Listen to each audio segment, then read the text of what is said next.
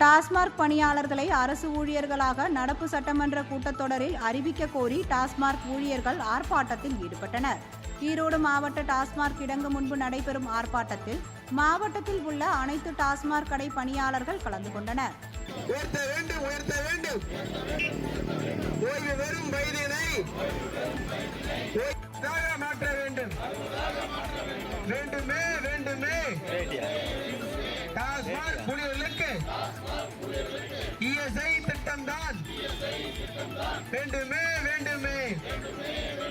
இதேபோல் திண்டுக்கல் மாநகராட்சி அலுவலகம் அருகே திண்டுக்கல் மாவட்ட டாஸ்மாக் ஊழியர் சங்கம் சார்பில் கவன ஈர்ப்பு ஆர்ப்பாட்டம் நடைபெற்றது. அப்பொழுது கோரிக்கைகள் குறித்து கண்டன கோஷங்கள் எழுப்பினர். காலி பாட்டில் வாங்கும் திட்டத்தை